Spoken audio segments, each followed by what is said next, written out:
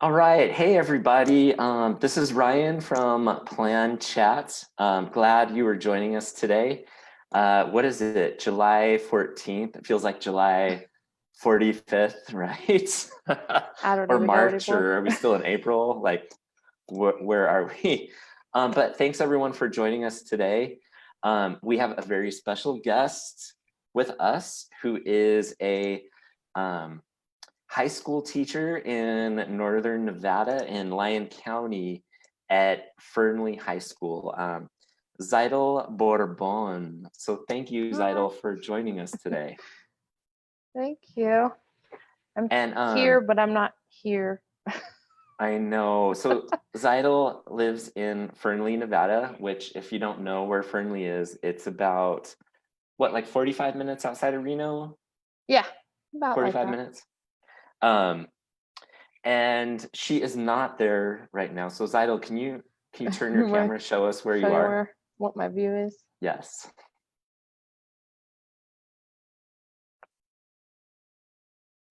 I'm in Las Vegas She is in Las Vegas, so she's still in Nevada. So forevermore. yes. And Zytel, you just told me, but tell everyone how hot it was in Las Oh, Vegas a this couple last days ago. weekend, I think it was forecasted 119. I think they had like the heat warnings and stuff. Yeah, But I bet. One AC, night. works Mhm. wonders. Yes. Swimming pool, if you have one, that's nice too. So Zytel, tell us a little bit about yourself. For those that don't know you, you've been to many of our plan events, but for those people that haven't met you in person, tell us a little bit about yourself, your background, your experience, Um, etc. okay. I'm trying to think where to start. Um, Well, my name is Tzeitel, which is a translation of Sarah. I found this out when I was almost an adult. But my mom studied Russian in college, and in the readers, the Yiddish name Tzeitel always came up, and so she gave that to me. And so my dad was a teacher, and my mom studied language, and I'm a language teacher, so kind of funny. But um, I started, I gained interest in languages in Well, I liked English kind of sort of, but now I'm like, oh no, I can't. But I started with Spanish in high school, not until my senior year because of schedule conflicts and different classes and stuff. And so I had Julie Losado Campo my senior year, and then I really liked it. And I had another class that uh, I don't know, sometime throughout my high school career that I didn't like. And so I was like, oh, at first I thought I was going to teach um, another subject and then, save everybody. I was going to come teach and help people, so they didn't have to have teachers like that. That's what I don't know where that came from, but yeah, We've that's all what I had some, originally thought. yes. Yeah. And so, and then I had, the Spanish class. I was like, oh, there's good teachers. There's lots of good teachers. And so I went that route. Um, Actually, into college, I thought I was going to teach math at first, and then got into a class and I felt out of place. And so I was like, okay, I got the sign. And then so I think I signed up to study abroad either that week or something very close to there. And so I lived in Costa Rica for a while. Um, yeah, and then came back and student taught with Julie in Dayton, where I went to school. Um, and yeah, like ended up teaching the first 5 years in Silver Springs, and then the last 9, 10 in Fernley. Awesome. So Hey, where yeah, did you live in Costa Rica? Punta Arenas. Punta Arenas. What was your Yeah. favorite part about living in Costa Rica? Oh, everything. The Everything. people. I think the people were so nice and genuine, and um, my host family, and just it was awesome. The food, my kids. I have a 3 and 6 year old now, and they we've been eating all kinds of fun stuff down here in Vegas. And actually, I asked, hi TJ, if he's there, but I've been asking people like, where do we go eat and what can we do, in Vegas that's safe now? It's so hard, Hmm. but yeah, where do we go get? We went to get Puerto Rican food last night. And Oh, then there's awesome. like a Central American restaurant and stuff. And so my kids are like, oh yeah, let's have some patacones or something. So yeah, Oh even my my, gosh, Seidel, I so make fun. the best gallo pinto. Really? I do. I had to order salsa lisano, like the expensive way online, actually. And then I found out you can get it on Amazon. Yes, and there's a store in Reno that sells it. And my kid, my 6-year-old is like #1 fan. Yeah. She'd probably drink it if I let her. You know what? I'm gonna go. There's a store right down the street from my house, called Oh, really? Marketon, Oh, and and they sell it? they sell it, and I'm gonna go and Oh, buy some for you and send it to you. I in am. Las Vegas? Yes. No, I'll send it to when you're back Oh, home. okay. I'm like, oh my gosh, that's funny. Um, so obviously, so it sounds like you always wanted to be a teacher.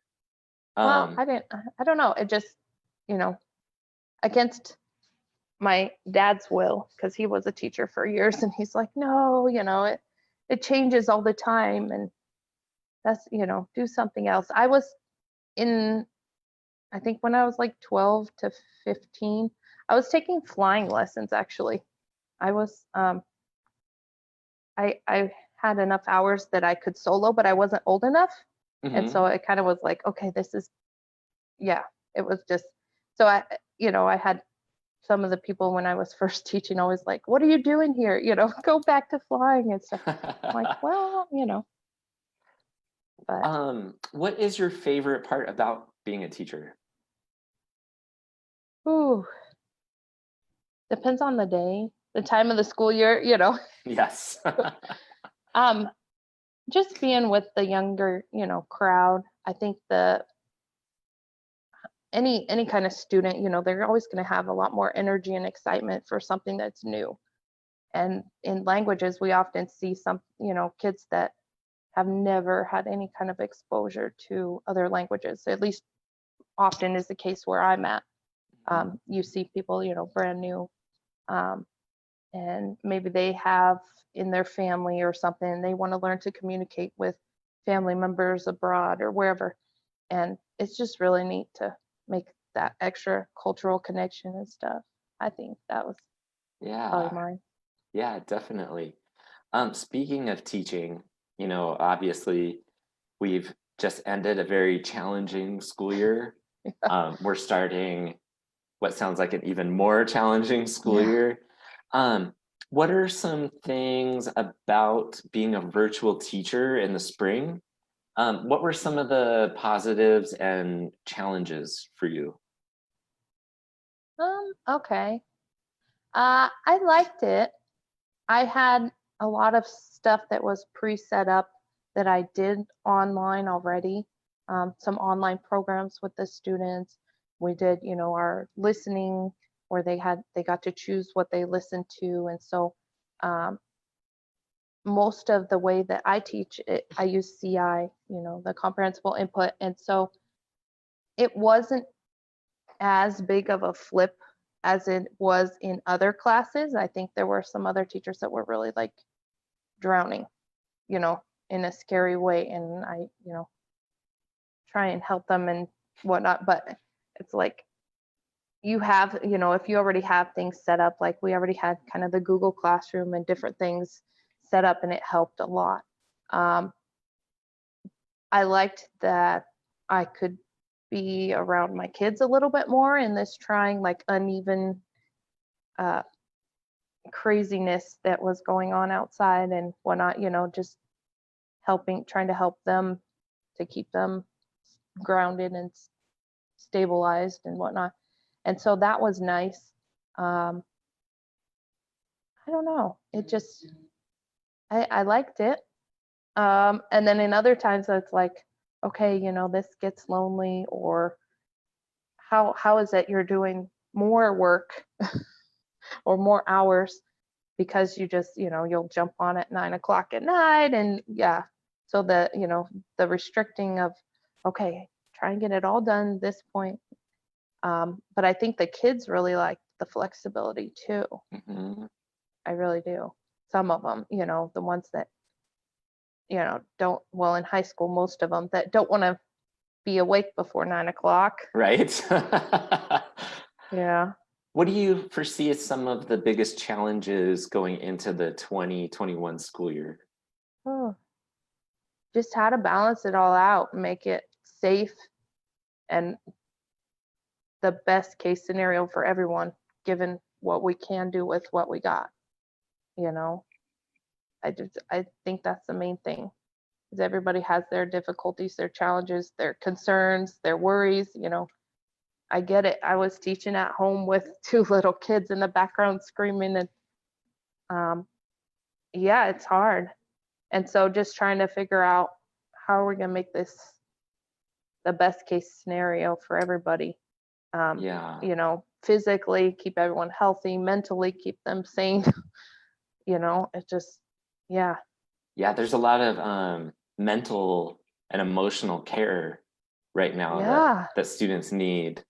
I get it. Probably And now teachers more than too. ever. Yeah, and teachers Teachers too. more than, yeah, because, all the worries, it's just like all over the place, up, down. You're worried about going back. Is it safe for me as an adult?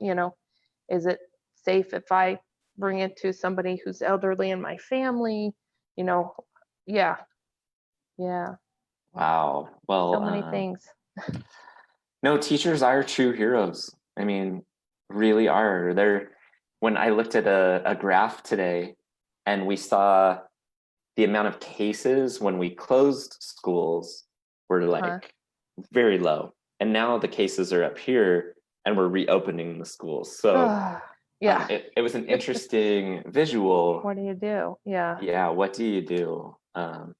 It sounds like though you have a lot of resources and kind of support systems in place for your students. Um, Maybe I think it's more of a class per class basis. Um, I finally started the last few years really getting into um, kind of the online resources and whatnot, because just having, you get a new set of books, they last so long, you do this, you do that. And so just opening up that aspect of teaching, I started slowly doing, I don't know, the last 5, 10 years, more and more. And so that helped for sure. But it's never ending. You have to evolve your teaching. Or I always tell the kids, I'm like, hey, if I'm bored in the classroom, I can only imagine what you're doing.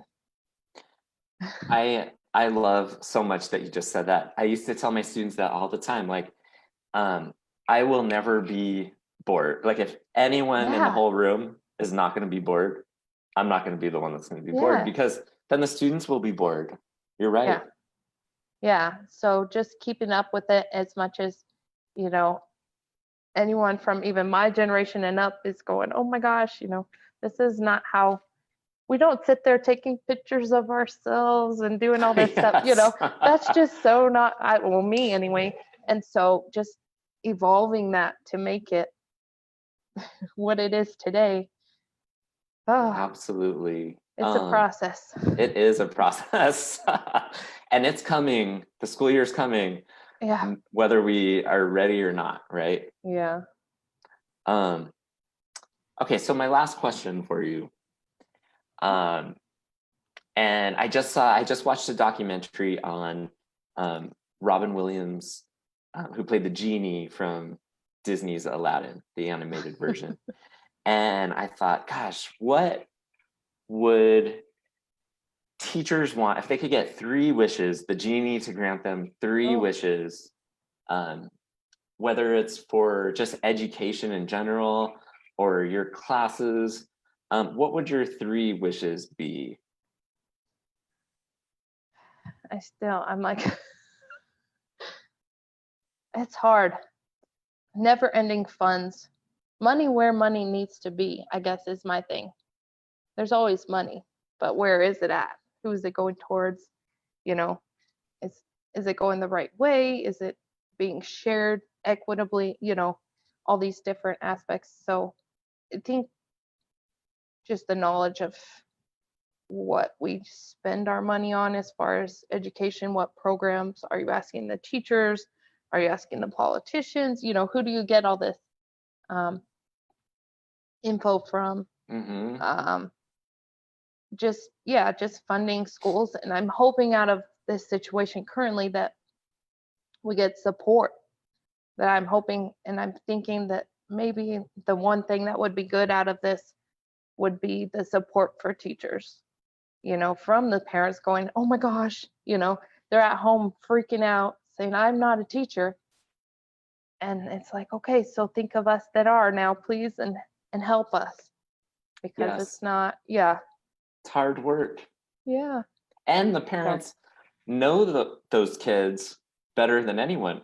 Sometimes they come into our class, we don't even know them at first. Yeah, and it takes a while. I mean, we're looking at, I know last year, I think I saw upwards of like 180 kids a day. No, that maybe more, And it's just like, I can't remember my own name sometimes. Right. And then they get mad, like, you called me so-and-so's name. Yes. It's like, well, you're the fourth one of that name that I've seen in the last 2 hours. So if it was the A versus the E, so. Totally. So you get one more wish. You have one more wish. I'm trying to think.